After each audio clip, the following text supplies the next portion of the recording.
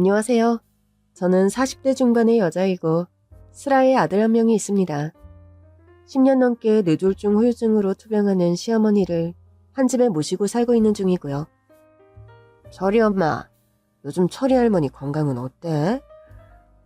옛날보다 거동은 많이 좋아지셨어요.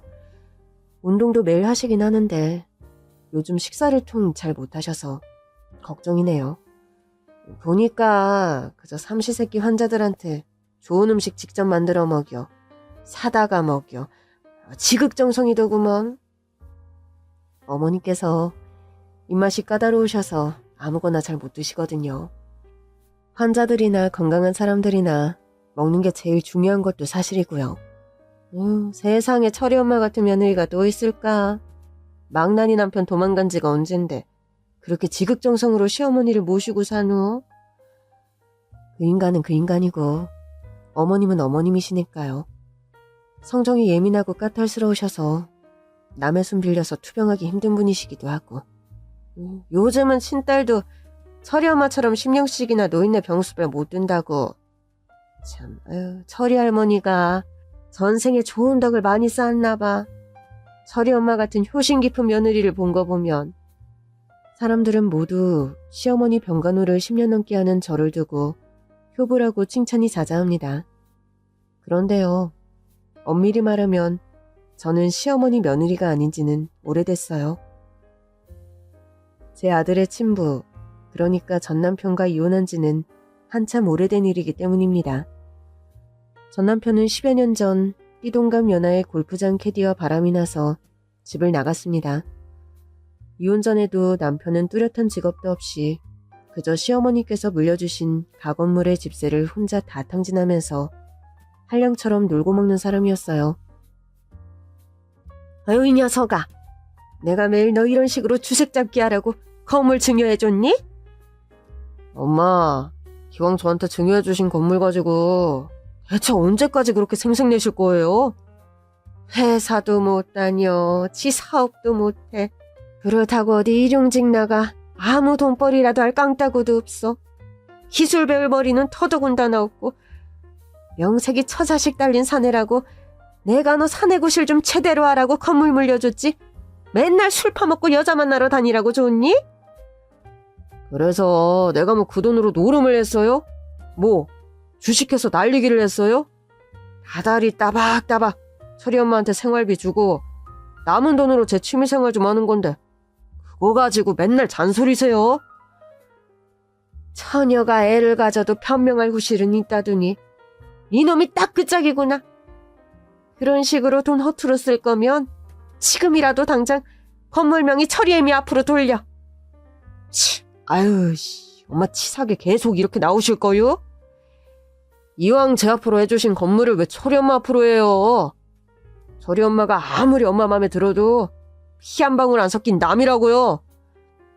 너 같은 놈을 믿은 내가 바보지. 누가 누굴 탓해. 아유 속 터져. 아유 내 팔자야. 시어머니께서는 젊어서부터 30년 넘게 동대문에서 내복 장사를 하셨습니다. 장사 수완이 좋고 부지런하셔서 나름 살뜰하게 재산을 일구셨죠. 경기도 외곽에 2층짜리 건물을 가지고 계시다 그걸 전 남편에게 증여해줬는데 그 건물에서 나오는 월세를 가지고 매달 흥청망청 주색 잡기에 빠져 지내는 남편이었습니다. 하나뿐인 아들이라고 시어머니는 그래도 전 남편에게 그 건물을 증여해 주신 거였는데 그 후로 틈날 때마다 제게 그런 말씀을 하셨죠. 철이 애미야, 미안하구나. 일이 이렇게 될 줄 알았으면 내가 애진작에 너에게 그 건물을 증여해 줬어야 하는데. 어머니 입장에서야 당연한 일을 하신 건데 그만 자책하세요. 시어머니는 젊어서부터 집안의 남자들 때문에 소가리를 많이 하셨습니다. 시아버지는 15년 전쯤 술병으로 돌아가시기 전까지 셀 수도 없이 많은 사건 사고를 평생에 걸쳐 친 분이셨죠. 남편 복 없는 년이 자식 복도 없다더니 내가 딱 그 짝인가 보구나. 어머님, 소리도 듣는데 너무 그런 말씀 마세요.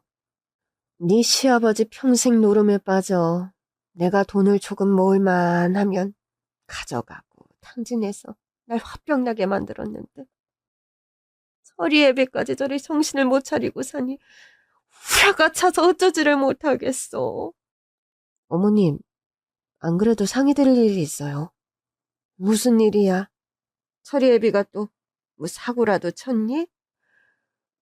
서리 애비한테 여자가 한 명 생긴 것 같아요. 이 녀석 여기저기 기웃거리고 다니는 거야 하루 이틀 일이 아닌데. 왜? 이번엔 대놓고 바람 피는 거 자랑이라도 하든? 내 이 녀석 다리 몽둥이를 분질러 버려야지 오늘은. 어머니, 고정하시고 일단 앉아서 제 얘기를 좀 들어보세요. 그 사람 술이다 골프다 하며 여자들하고 가깝게 지내는 거 저 모르는 바는 아닌데요. 미안하다 철이애미야. 아이 같은 여자로서 내가 너에게 얼굴 든 면목이 없어. 이번에는 뭔가 느낌이 쎄한 게 보통 관계가 아닌 것 같아요. 그냥 한철 데리고 노는 여자가 아니라 철이 아빠가 뭔가 코가 끼어도 단단히 꿰인 느낌이랄까요? 아, 그럼 초반에 촉을 쳐서 화근의 뿌리를 없애야지. 너 그년 연락처 가지고 있니? 연락처도 있고 하는 일도 다 아는데. 어머니, 제 예감에 그런 걸로 해결될 여자가 아닌 것 같아요. 대체 어떤 년이길래 네가 이렇게 초죽음 얼굴을 하고 있어. 어제 새벽에 철이 아빠가 자다가 밖에 나가 통화하는 걸 몰래 엿들었는데요. 그 녀석이 밤중에 나가 통화를 하더란 말이냐? 네, 새벽 3시 좀 넘어서요. 아마 제가 자는 줄 알고 나가서 통화한 걸 거예요. 아니, 배 밖으로 나와도 유분수지. 이 녀석이 정말. 상간녀랑 통화를 하는데 한참 뭐라고 하며 그 여자를 달리면서 한다는 말이요. 뜸들이지 말고 말해보렴. 뭐라고 그러디? 처자식 다 내팽개칠 준비가 됐다고 그러더군요. 너에게 꽂히고 널 너무 사랑해서 와이프고 아들이고 이제 아무것도 눈에 안 들어온대요. 빌어먹을 녀석이 정말 그런 소리를 씹으렸단 말이냐? 네, 어머니. 저 어젯밤에 잠 한숨도 못 자고 끙끙거리다가 이제 겨우 말씀드리는 거예요. 너 그년이라는데 안다고 했지? 네. 잘못한 년은 따로 있는데 네가 울긴 왜 우니? 지금 우리 울 정신 없다. 당장 가서 그냥 머리끄댕이를 다 뽑아놔야겠어.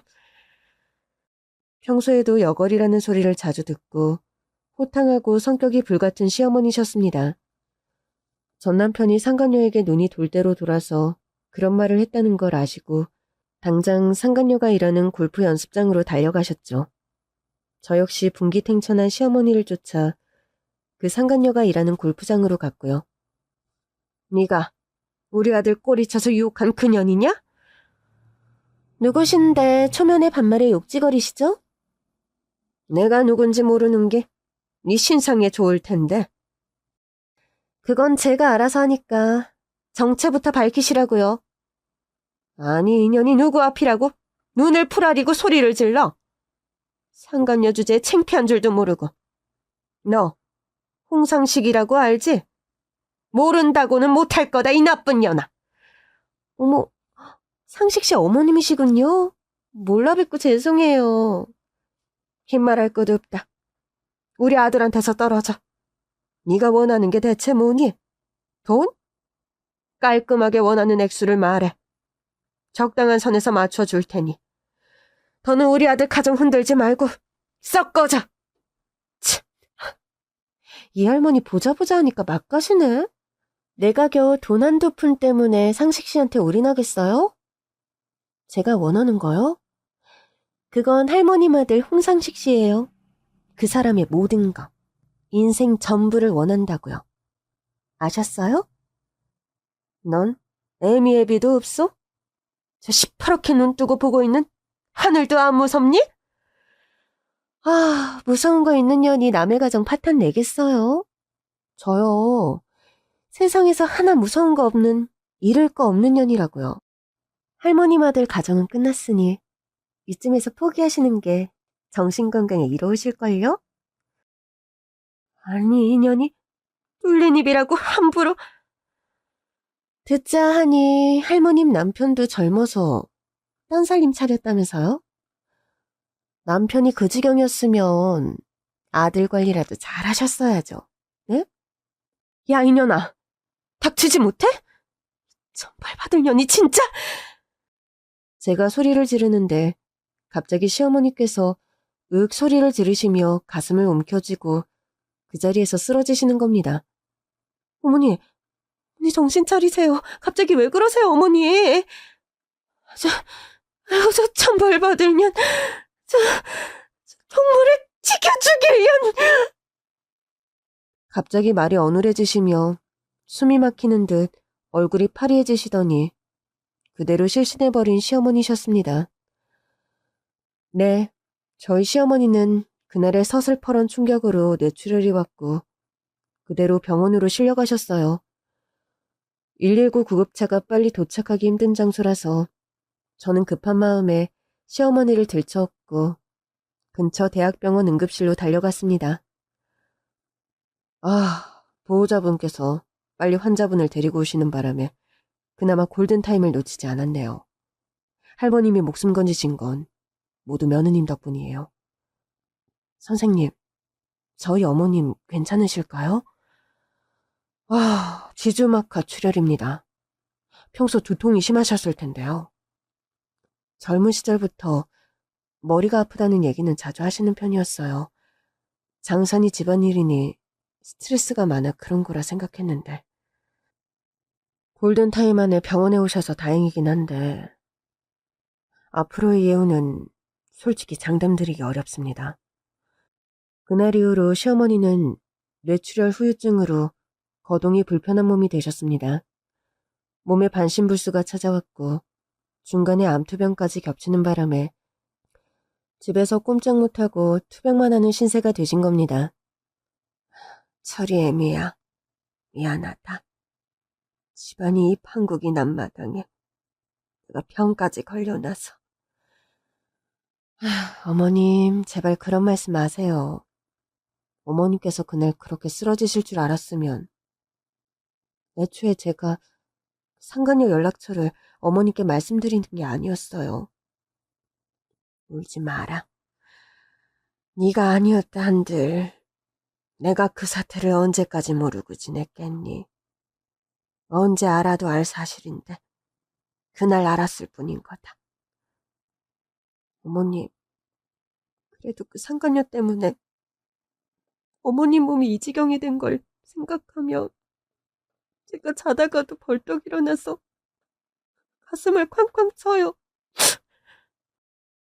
내가 쓰러지기야 그날 쓰러졌다만 내 병이 어디 그날 하루 때문에 생긴 병이겠니? 평생이 홍씨 집안 집구석 남자들 때문에 마음 편할 날이 하루도 없었던 내 기구한 팔자 탓이다. 네가 자책할 일은 절대 아니니 제발 그러지 마라. 어머니, 덕창이 무너지셔도 여기서 무너지시면 안 돼요. 어머니께서 버텨주셔야 저랑 철이도 견뎌요, 어머니. 그래, 내가 너랑 어린 철이 때문에라도 지금은 못 죽지. 누구 좋으라고 지금 내가 죽어? 이 약 물고 버틸 테니 걱정 마라, 철이 애미야. 저와 시어머니는 그렇게 서로 얼싸안고 울면서 서로의 곁을 지켰습니다. 그 당시 뇌출혈로 쓰러진 시어머니가 한창 투병하는 와중에 집에 찾아와서 이혼 서류를 내밀던 전 남편입니다. 이혼 소장 접수했으니까 깔끔하게 정리해줘. 지금 뭐가 잘나서 이혼을 접수했다는 거야? 당신이 사람이야? 적어도 사람이면 어머니 근황부터 물어야 하는 거 아니냐고. 살아 계시잖아. 수술해서 회복되셨다는 얘기 다 들어서 알고 있거든? 수술만 하면 다 낫는 병이니? 당신이랑 그 상간녀 때문에 어머님이 지금 어떤 상태인 줄이나 알아? 끝까지 성가시게 구네. 그래, 우리 엄마가 어떤 상태인데? 반신불수가 와서 거동을 거의 못하셔. 대소변도 내 도움 없이 처리가 안 되는 상황이고. 말도 어눌하게 하시다. 겨우 돌아온 게 얼마 안 된다고. 아, 뭐 그래. 그나마 다행이네. 그리고 너 같은 며느리가 엄마 곁에 있는 게 얼마나 천운이냐? 안 그래? 이혼 소장 가지고 와서 정리해달라면서 며느리란 말이 따박따박 나오니? 그게 무슨 경우야? 수경아, 세상사 다 제각각 사정과 상황이 다르고 법칙이란 건 없는 거야. 너와 나는 인연이 아니라 남이 되지만 너와 우리 엄마는 옛날부터 각별했잖아. 아니야? 그게 말이니 막걸리니? 유책 사유자가 뻔뻔하게 먼저 이혼을 요구하는 법이 어딨어?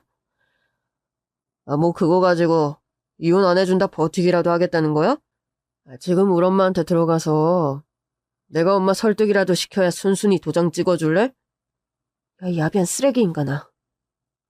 너 같은 걸 낳고 미역국까지 드신 어머님이 같은 여자로서 정말 불쌍하구나. 이혼? 그래. 네가 살아달라 빌어도 이젠 내가 싫어. 얼마든지 도장 찍어줄 테니 그 역겨운 얼굴 다신 들이밀지 마. 알아들어? 아, 그래. 너 서슬퍼런 거 보니까 주저앉는 일 없이 아주 씩씩하게 잘 살 것 같다. 유경아, 사는 동안 고마웠고 앞으로도 고마워주길 바래.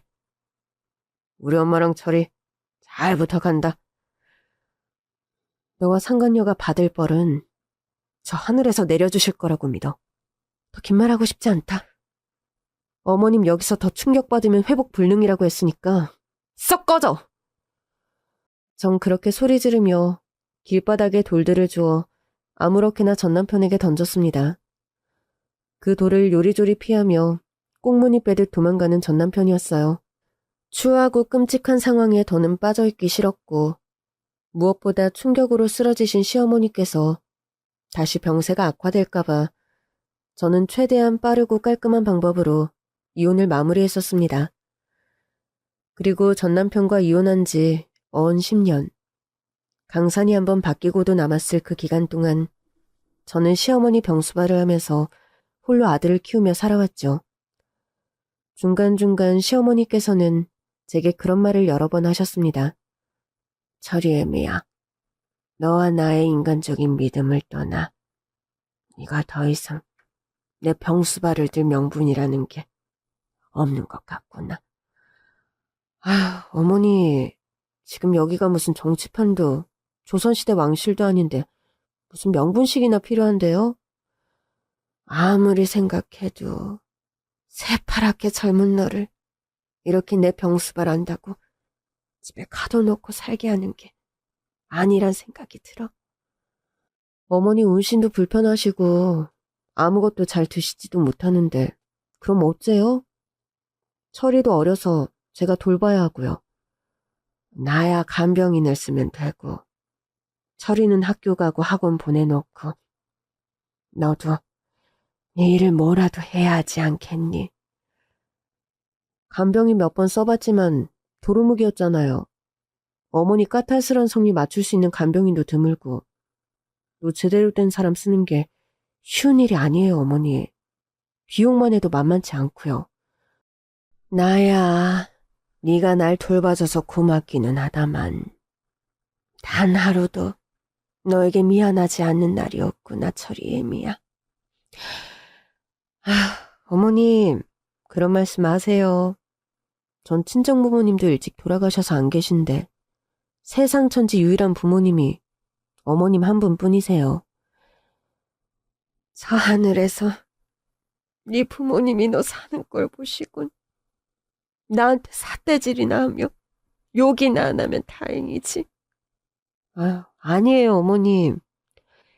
저희 엄마 아빠는 분명 저한테 잘하고 있다고 칭찬하실 거예요. 남들이 뭐라든 저는 제 할도리를 하는 거고 어머님은 제 보살핌 받을 자격 충분한 분이시니까요. 고맙다, 철이애미야. 솔직히 네가 아니었으면 내가 지금 이만큼 운신하는 것도 불가능했을 거야. 어머니, 지금에 만족하지 마시고 더 건강해지셔야 해요. 철이애비랑 그년한테 보란듯이 건강 회복해서 우리끼리 씩씩하게 얼마든지 잘 사는 모습 보여주자고요. 그래, 겨우 그런 쓰레기 같은 년 때문에 내가 풀썩 쓰러지는 건 말이 안 되지. 제 말이 그 말이에요, 어머님. 철이 생각해서라도 어머니 꼭 건강해지셔야 해요. 네 말이 100번 맞고 현명한 것 같구나, 철이 애미야. 그래도 너에게 너무 고마운 건 사실이야. 너에게 받은 이 은혜, 내 죽어서도 잊지 않으마. 그런 말씀 마세요. 저 시집 오는 날 어머니 그러셨어요. 앞으로 넌 며느리가 아니라 내 딸이라고요. 어머님은 말씀뿐 아니라 행동으로 그 말에 대한 약속을 지키신 분이고 저도 딸 노릇 어머님께 하는 것뿐이에요. 아휴, 못난 아들을 둬서 미안하다. 넌 우리 아들한테 너무 아까운 여자였어. 어머님, 우리 이제 그런 말도 더는 말아요. 철을 생각해서 그리고 어머님과 제 정신건강을 위해서도 앞만 보고 살아요. 그래, 그러자꾸나 철이 애미야. 예우를 부정적으로 봤던 의사의 소견과 다르게 저의 지극정성 간호와 또 시어머니의 의지와 노력이 빛을 발한 건지 시어머니께서는 뇌출혈로 쓰러지신 지 5년 만에 건강을 많이 회복하셨었습니다. 그렇지만 운신이 자유로워진 지 얼마 안 되어 대장암 선고를 받으셨고 또 대장암 수술과 항암 치료를 시작해야 했죠. 철이 애미야. 내가 빨리 건강해져서 철이도 돌보고 집안일이라도 도우려고 했는데 산 넘어 강이라고 이번엔 또 대장암이라니 참, 할 말이 없구나. 너에게 면목이 없어. 아프고 싶은 사람이 어딨다고 그런 말씀을 하세요. 아픈 사람이 제일 힘들지. 간호하는 사람이야 아픈 사람 많은가요? 내가 남편복 아들복 아무것도 없는데 며느리복 하나는 타고났나 보다. 네가 없었으면 난 이미 이 세상 사람이 아닐 거다. 어머니께서 평생 힘들게 일하셔서 그래도 철이 학교 보내고 제가 어머니 간호만 하면서도 잘 지내는데 너무 그런 말씀 하세요. 돈으로 호강시켜주는 것도 아닌데 무슨 말이니? 그저 먹고 사는데 큰 걱정 없는 정도지. 네가 돈 펑펑 쓸 만큼 내가 재산을 모아둔 것도 아니고. 저야 아직 젊으니 앞으로 돈 벌 궁리를 더 해야죠. 철이 애미야. 그래서 말인데 너 내가 하던 내복 장사 좀 배워볼 생각 있니? 내복 장사요? 그래. 내가 평생 가장 구실 못하는 이 시아버지랑 살며 깨우친 기술 하나라곤 장사하며 그래도 돈 모으는 기술인데 그거라도 너에게 전수해주고 싶어서. 저야 그래주심 감사하죠, 어머니. 제가 가방끈이 긴 것도 아니고 사실 앞으로 철이 장가도 보내야 하고 이것저것 걱정이었는데 나중에 천천히라도 내복 장사 시작해보게요. 그래, 잘 생각했다. 그럼 내가 틈날 때마다 장사에 관해 너에게 이야기해주마. 시어머니께서는 평생 하셨던 내복 장사에 관한 노하우를 저에게 하나도 빠짐없이 말씀해 주셨습니다. 이론적으로는 어머님께 하도 많이 들어서 바로 장사를 시작해도 무리 없이 할 수 있을 것 같다는 생각이 들 정도였죠.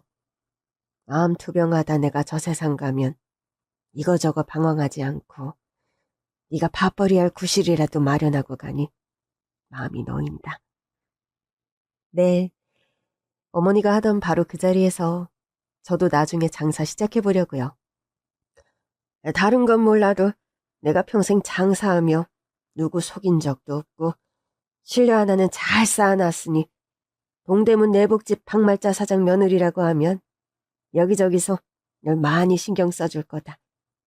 네, 어머님이 있어서 제가 든든하네요. 시어머니는 대장암을 선고받고 수술을 받은 뒤 4년 정도를 더 투병하셨는데 어느 날 갑자기 상태가 많이 위독해졌습니다. 병원에서도 마음의 준비를 하라고 했고 저와 아들은 착잡하고 슬픈 마음으로 시어머니 병간호를 하며 지내고 있었죠. 그러던 어느 날이었어요. 그날따라 저나 시어머니나 잠이 잘 오지 않았고 평소보다 조금 더 늦게까지 텔레비전을 함께 봤습니다.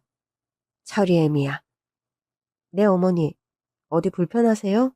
아니면 반신욕이라도 좀 시켜드려요? 나 아니다. 그래서 널 부른 게 아니야. 잠 안 오시면 따끈한 우유 한 잔 데펴다 드릴까요? 저녁 많이 먹어서 생각 없단다. 그보다 말이야. 내 느낌에 내가 살 날이 이제 많이 남은 것 같지가 않구나.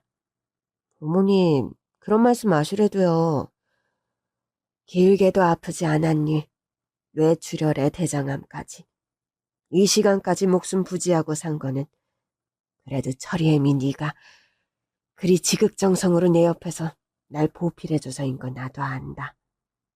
그러니까 어머님, 약한 소리 마시고 더 오래오래 사셔야죠. 안 그래요? 글쎄, 너와 철이를 생각하면 그러고 싶다만 뭔가 내 몸이 기력을 다한 것 같다는 생각이 들어. 그래서 말인데 철이 엄마야. 나 죽어도 절대 그놈 용서하지 마라. 그런 말씀을 하시는 시어머니셨습니다. 시어머니의 모든 말씀에 저는 형식적으로라도 전남편 옹호를 절대 할 수가 없더군요. 상간녀와 바람나 집 나간 남편에 대한 미움 때문이냐고요? 아니요. 시간이 지나며 그런 증오나 배신감 같은 감정도 남아있지 않을 만큼 저는 전남편에 대한 미련이 1도 없었습니다. 뭔가 인간 같은 사람이고 좀 신사적인 이별을 했더라면 미련이라는 것이 좀 남아있을지도 모르겠는데 인간성의 밑바닥을 보며 갈라서서 그런지 저는 남편에게 아무런 감정 자체가 남아있지 않았어요. 그런데요, 왜 살날 얼마 남지 않은 시어머니 듣기라도 좋게 남편 옹호하는 말을 못했냐고요? 사실 시어머니께서 대장암 선고를 받고 병세가 악화되며 시한부 선고를 받은 후로 저는 실로 아주 오랜만에 남편에게 연락을 했더랍니다. 당신이 어쩐 일이야? 다름이 아니라 어머님이 요즘 건강이 너무 안 좋으셔서. 우리 엄마 아픈 거야? 어제 오늘 일도 아닌데. 새삼스럽게 웬 전화야? 어머님 시한부셔. 병원에서 그러더라.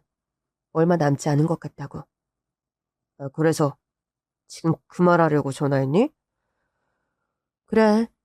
내가 못할 전화한 건 아닌 것 같은데? 아, 수경아, 너 멍청한 거니? 융통성이 없는 거니? 그건 또 무슨 소리야? 우리 갈라서가 얼마 안 지나 네가 전화 와서 그랬지? 철이 보면서 지내지 않을 거냐고. 철이 안 보고 지낸 게 벼슬이라도 된다는 거야? 상관녀, 당신 지금 부인이 우리 철이한테 막말하고 이상한 행동할까봐 당신이 아빠 노릇 안 하는 거 내가 겨우 묵인하고 산 거 모르지 않을 텐데? 아, 당신 입으로 내가 아빠 자격 없다고 말하네. 그럼 생각 좀 해봐. 당신과의 결혼을 통해 낳은 내 자식마저 난 10년 동안 안 보고 산 사람이야. 그만큼 나한텐 지금 와이프가 소중하니까. 내가 알 필요 없는 사실 리바이벌 할 필요 없어.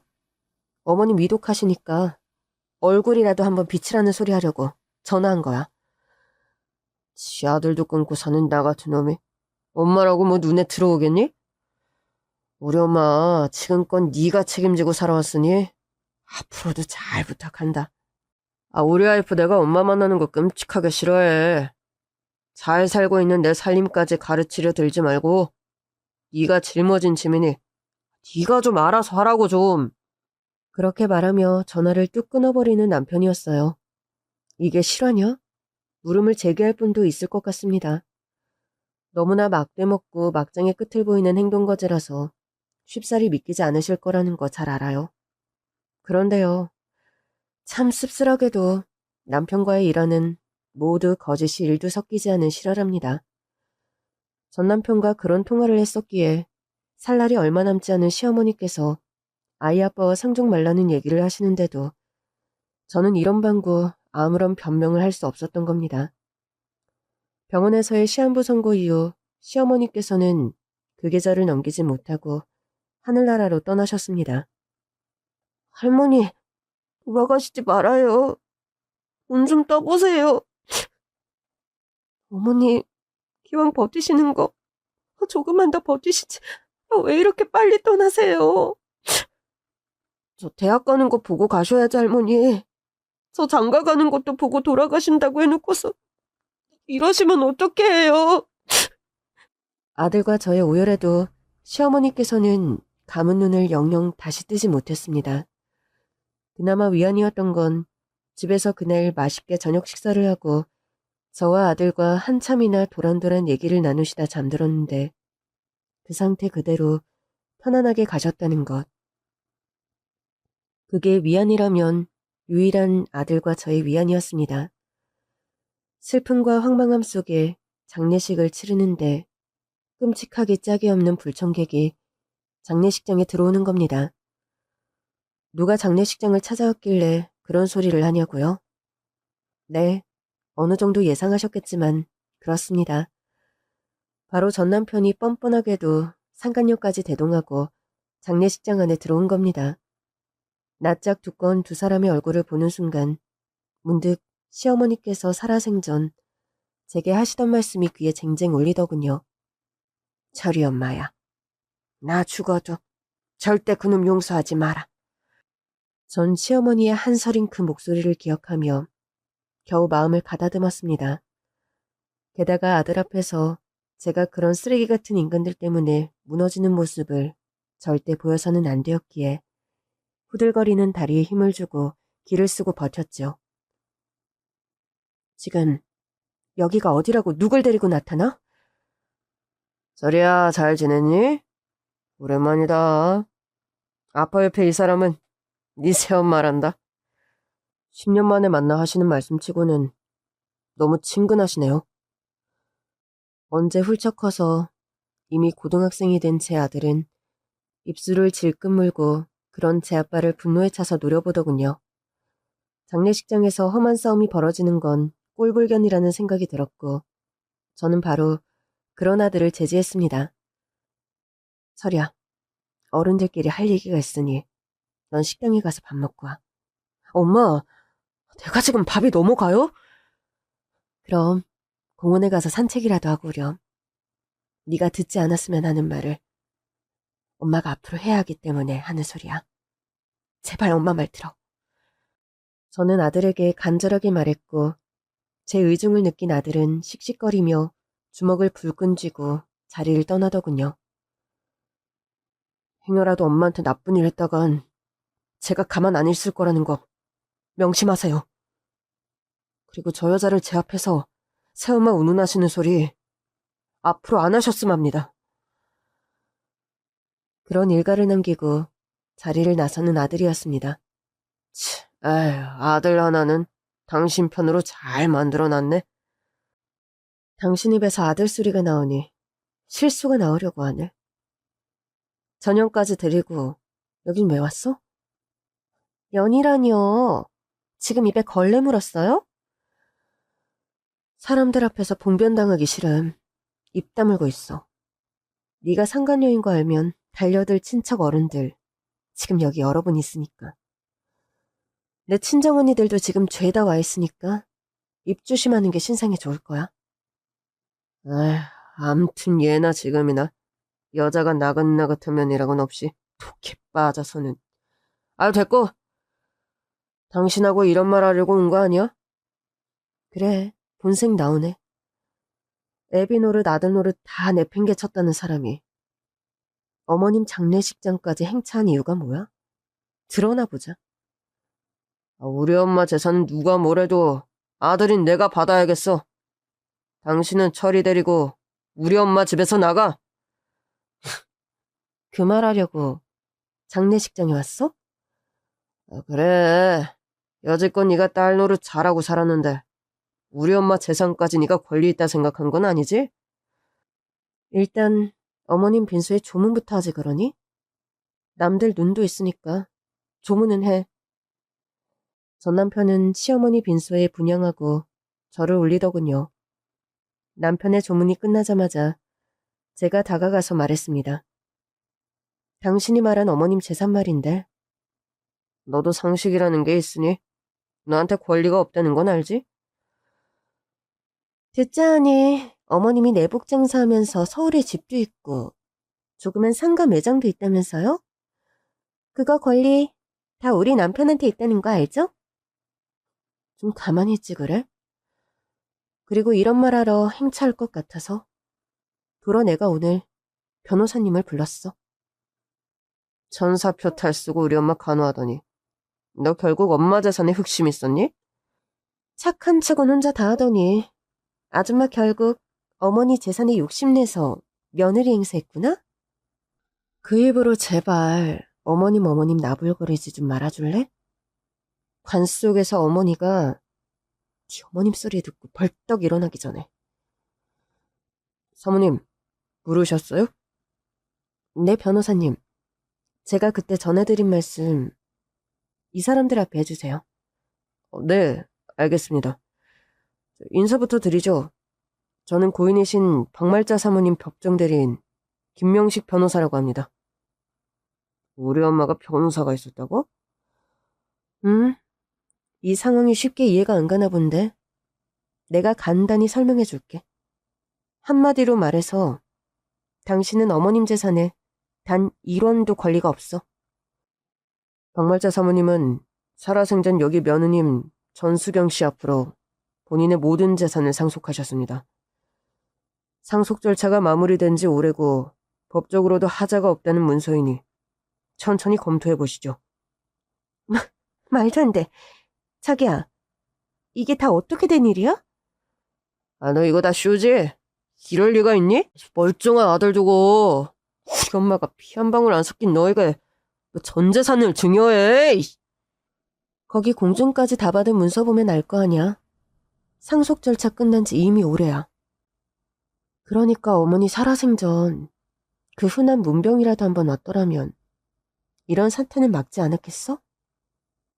일려시 같은 거, 씨. 너 어떻게 엄마를 꼬여서 이런 작태를 만들어? 지금 앞으로 하시는 모든 말씀은 녹취를 할 예정이며 그런 식의 문서는 폭언으로 형사처벌 받을 수 있음을 경고합니다.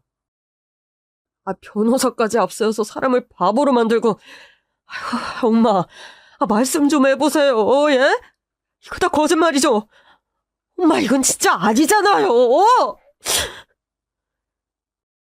전 남편은 치어머니의 부고 소식에도 말짱하던 사람이 전 재산을 제 앞으로 상속했단 말에 대뜸 시어머니 빈소 앞에서 퍼대앉아 대성통곡을 하는 겁니다. 그 옆에 상간녀까지 쪼르르 달려가 같이 대성통곡하는데 웃어야 할지 울어야 할지 솔직히 아무런 판단이 안 서더군요. 그때였어요. 저희 친정 식구들과 평소 전 남편과 상간녀 행실을 욕했던 집안 어른들이 빈소로 몰려왔습니다. 아마 저희 아들이 가서 이 상황을 전한 탓인 듯 했습니다. 아니, 이것들이 감히 여기가 어디라고 와서 행패야? 둘째 아니, 넌 이 어미가 돌아가셔서 우는 게 아니라 전 재산을 처리해미 앞으로 했단 소리에 대성통곡한다면서? 아유, 네가 사람이냐? 인두껍에 탈을 쓰고 어찌 저리 뻔뻔해. 악어의 눈물이란 말이 이래서 나오는구나. 아우, 이런 배은망덕한 놈아. 상관녀 주제, 감히 여기가 어디라고 얼굴을 들이밀어? 당장 그 천박한 몸뚱이 빈소에서 치우지 못해.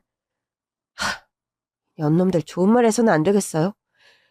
사돈어른 품격이 걸린 일이니 당장 쫓아내요. 저희 친정 식구들과 시댁 쪽 어른들은 때로 달려들어 그 상간녀와 전 남편을 흠씬 두들겨 패주었습니다. 몰매 맞을 위기에 처한 두 사람은 서럽게 대성통곡하던 것을 뚝 멈추더니 주랭랑치듯 밖으로 도망을 치더군요. 한바탕의 소란 끝에 시어머니의 장례식은 예정대로 끝났습니다. 어머니의 유품을 정리하고 아들과 슬픔을 추스르려는데 전 남편이 전화가 왔더군요. 재산 상속 받았다고 다 끊은 줄 알지? 어림없다. 유류분 상속 소송할 거니까 각오 제대로 하고 있어. 씨. 마음대로 해봐. 그런데 아마 시간 낭비일 거야. 어머님은 처리 생각해서 모든 재산을 더 내 앞으로 남기셨어. 당신이 아들 자격 없다는 증거는 이미 차고도 넘치게 모아뒀으니 마음대로 해. 끝까지 시어머니 재산을 탐내며 발악하는 전 남편이었습니다. 사실 남편이 그렇게 개거품 물며 소송이다 뭐다 불사하겠다는 데는 나름의 이유도 있었죠. 납득 가능한 이유가 아니라 그 사람이 탐을 낼 수밖에 없는 규모의 시어머니 재산을 말하는 겁니다. 알고 보니까요. 저희 시어머니가 아주 남다른 재력가셨습니다. 살아생전 돌아가시기 전까지 나름 어마어마한 재력을 저에게까지 숨기신 시어머니셨어요. 돌아가시기 바로 얼마 전에야 이런 사실을 고백하시며 저에게 재산 상속 절차를 밟으신 시어머니셨습니다. 철이애미야, 이제 너에게 모든 것을 털어놓을 때가 되었구나. 저한테 뭐 비밀이라도 있으셨어요? 지금부터 내가 하는 얘기는 가벼운 얘기가 아니니 잘 들어도. 어머님, 무슨 일이길래 그렇게 심각한 얼굴로 말하세요? 사실 내가 30년 넘게 내복 장사하며 돈을 꽤 벌었다. 그거야 저도 아는 사실이죠. 여자 혼자 몸으로 장사해서 서울에 집도 사고 또 상가 매장도 사셨으니까요. 내 재산은 그거보다 훨씬 많다. 아무도 모르지만 난 오랫동안 자선 사업도 크게 해왔어. 어머님, 식구들 모르게 로또 당첨이라도 되셨던 거예요? 그런 건 아니다. 내가 돈 버는 기술 하나는 좋아. 장사도 잘 됐고. 그때마다 사두었던 땅이니 금이니 주식이니 그런 것이 재미가 좋았어. 자산 규모가 얼마길래 그런 말씀을 하세요? 동대문에 내가 내복 장사를 하던 자리의 건물, 5층짜리 건물이 사실 내 소유다. 세상에, 그 큰 건물이요? 그거 말고도 가평에 땅도 크게 있고 그 외 여러 가지 그런 재산이 있어서 너한테 그간 생활비도 나름 걱정 없이 주고 또 내가 뜻한 바가 있어 장학사업이다 뭐다 기부도 많이 했어. 어머님, 그런데 왜 그런 사실을 계속 숨기셨어요? 물론 어머님 재산 가지고 마음대로 하신 건데 타박할 생각은 아니고요. 돈이란 게 버는 것보다 지키는 게 더 어려운 거라는 걸 뼈저리게 알기에 입 꼭 다물고 살았다. 네 시아버지 살아생전엔 노름으로 탕진할까봐 꽁꽁 싸매서 숨겼고 철이 애비가 저 모양이라 내 돈 냄새 맡으면 무슨 짓을 벌일지 몰라 비밀에 붙일 수밖에 없었어. 어머님, 죽을 날이 얼마 안 남은 마당에 내 재산을 맡길 사람은 너밖에 없다는 생각이 든다. 날 10년 넘게 아무 힘든 내색 안 하며 병수발 드는 널 보며 솔직히 철이 생각해서가 아니라 너에게 내 재산을 다 준다고 해도 아깝다는 생각도 안 들고 말이야. 어머님, 제가 맡기에는 너무 부담스러운 재산이에요. 빈말이라도 마다할 생각은 마라. 철이를 위해서라도 내가 평생 일군 재산은 네가 맡아 관리를 잘해야 해. 그리고 그간 고생한 게 있으니 앞으로 너도 좀 누리고 살았으면 싶다. 여행 가고 싶은 데도 좀 가고 사고 싶은 것도 사고 멋도 부리면서 재미나게 살아. 평생 내 며느리로 살며 내 아들 같은 남편 만나 고생만 했는데 넌 그럴 자격이 충분히 있어. 그런 말씀을 남기시며 전 재산을 저에게 상속해 주신 시어머니셨습니다. 시어머니는 아들 철이에게 재산을 줬다가는 혹시 그게 전 남편 소나기에 들어갈까봐 이런 한 푼 남김없이 전 재산을 오로지 저에게만 상속해 주셨죠. 게다가 지금 전 남편 사는 꼬락서니가 시어머니의 신뢰를 전혀 받을 수 없는 상황이었습니다. 전 남편은 이혼 전 시어머니에게 증여받은 경기도의 가건물을 이미 사업이다 뭐다 하며 다 탕진해 경매에 넘어가 버린 상황이더군요. 그 상간녀가 사치 가시며 하루 걸러 백화점 쇼핑을 안 가면 병이 나는 스타일이라더구나. 처리앱이 사업선 없는 거야 하루 이틀 일이 아니고. 키는 못 속여서인지 나이 들어서부턴 네 시아버지 하던 걸 닮아 뭐 스포츠 도박이니 뭐니 노름판까지 선전한다 하니 내가 뭘 믿고 철이애백에 재산을 넘기겠니? 그런 여러 가지 이유로 시어머니께서는 이런 한 푼 전 남편에게 남기지 않으신 거였습니다.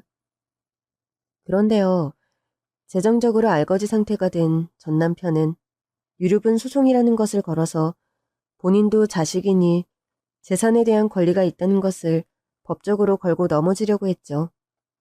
1년이 좀 넘는 소송 끝에 남편에게는 재산을 상속받을 권리가 1도 없다는 법원의 판결이 나왔습니다. 저희 시어머니가요, 옛날 분이라서 가방끈이 길지 않다 뿐이지 누구 못지않게 머리가 비상한 분입니다.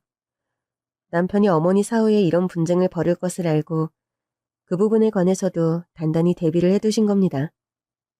승전 사모님께서 이런 경우를 대비해서 증거를 많이 확보해 두셨습니다. 10년 넘는 기간 투병하는 동안 아들이 한 번도 찾아오지 않은 것. 그런 부분에 관해 일일이 기록해두고 통화녹음도 해두셨어요. 사실 저 역시 남편에게 마지막으로 통화했을 때요. 시어머니께서 시한분이 당신이 와서 보라는 말을 했을 때 그 제의를 야멸차게 거절한 남편과의 통화가 휴대폰에 녹음되어 있었습니다. 그런 여러 가지 증거들이 참작이 되어 남편은 법원 판결에서도 시어머니 재산에 1도 권리가 없다는 판결을 받아야 했죠. 들리는 소문에 의하면 그 충격으로 남편은 거의 몸져눕고 폐인이 되었다시피 하다고 합니다. 남편보다 띠동갑 연하의 상간녀는 최근 춤바람이 나서 전 남편과 거의 별거 상태나 마찬가지라고 하더군요. 저는 최근에 시어머니께서 하던 내복 장사를 이어받아 사업을 시작했습니다. 오랫동안 집에 틀어박혀 간호만 하며 지내던 내가 밖에 나와 장사를 하려니 쉬운 일은 아니지만 일하는 보람도 크고 또 생각보다 제가 장사에 적성이 맞아서 하루하루 힘들어도 즐겁게 해나가고 있어요. 어린 시절부터 저는 늘 아들에게 미안했더랍니다. 제 잘못은 아니지만 어찌되었건 남편과 일찍 이혼해서 아빠 사랑 받지 못하고 자란 아들이 늘 마음의 가시 같은 존재였답니다. 시어머니가 길게 투병을 하시는 바람에 다른 전업주부 엄마들처럼 아들에게만 신경을 못 써준 것도 사실이고요. 그런데요, 저희 아들은 심성이 착하고 또 머리도 똑똑해서 공부를 곧잘 했답니다. 엄마, 제가 커갈수록 엄마가 너무 대단하다는 생각이 들어요. 그게 무슨 말이야? 세상에 잘난 엄마들 수두룩인데 엄마는 보잘것없는 편이지. 아니에요, 엄마. 내가 여자라면, 어른이라면 엄마 같은 입장에서 엄마처럼 못했을 것 같아요. 할머니 병간호도 그렇고 이것저것 다. 철이야. 너무 그렇게 생각할 거 없어. 할머니는 엄마에게 친정엄마 같은 분이었단다. 엄마가 아빠를 잘못 만나서 여자로서 행복한 삶은 못 사셨지만 엄마로서 행복한 삶은 평생 살게 해드릴게요. 저 보란듯이 성공해서 엄마한테 효도 엄청 해드릴게요. 엄마에게 효도 같은 거 따로 안 해도 된다. 철이 네가 건강하게 행복하게 사는 거 그게 엄마한테는 최고 효도야. 아들은 집안 분위기 때문인지 솔직히 철이 일찍 들었답니다. 이름이 철이라 그런가? 다 크기도 전에 철이 잔뜩 들어버린 아들이 한편으로는 짠하기도 해요. 저희 아들 철이는 본인의 호언장담처럼 저에게 효도만 하는 착한 아들이랍니다. 최근에는 대학 입시를 치렀는데 서울의 명문대학의 과 수석으로 당당하게 합격을 했어요. 경제과에 들어갔는데 나중에 본인이 원하는 은행에 들어가서 은행장으로 퇴임하는 게 궁극적인 꿈이라네요. 제가 하는 내복 장사도 시어머니만큼은 아니지만 나름 매출이 좋은 편입니다. 솔직히 경제적인 것만 생각한다면 제가 일을 안 해도 먹고 살기 충분하고 넘칠 만큼 시어머니께서는 막대한 유산을 남겨주고 떠나셨습니다. 그래도 시어머니가 생전하시던 그 말씀을 늘 명심하려고 합니다. 돈이란 버는 것보다 지키는 것이 더 힘들다. 허투루 안 쓰고 쓰일 곳에 쓰는 것은 더 어렵고 말이다. 시어머니의 유지를 받들어 돈 버는 일을 하시하지 않고 하루하루 성실하게 살아가려고 합니다. 그리고 힘들게 번 돈을 쓰일 곳에 쓰기 위해 시어머니께서 하시던 장학사업도 제가 이어서 계속하고 있습니다. 시어머니께서는 생전에 저소득층 가정의 아이들에게 학비를 지원하는 사업과 고아원에 정기적으로 후원금을 거액 기부하셨어요. 저도 시어머니께서 하시던 사업을 그대로 유지하고 있습니다. 제가 동대문에서 내복 장사를 시작하면서 제 나름의 기부 사업도 하나 추가로 시작했습니다. 저같이 혼자 몸으로 힘들게 아이를 키우는 저소득층 미혼모들의 자립기금을 지원하는 기부 사업이 그것입니다. 기부를 한다고 여러 가지 목표가 생기다 보니 저절로 돈 욕심이 많아지는 요즘입니다. 새벽같이 일어나서 장사하러 나가고 밤늦게 들어오지만 피곤해도 보람된 일상을 보내고 있어요. 제가 목표를 정해서 열심히 일해서인지 내복 장사 매출도 나날이 오르고 있습니다. 시어머니께서 일구시던 사업의 규모만큼 저도 장사를 더 열심히 해볼 생각입니다. 좋은 곳에 돈을 쓰고 허투루 쓰지 않으며 일평생 성실하게 사신 시어머니처럼 저도 하루하루 파이팅하려고 합니다. 여러분의 일상도 언제나 건강한 기운과 에너지가 넘치길 기원해봅니다. 긴 얘기 들어주셔서 정말 감사합니다.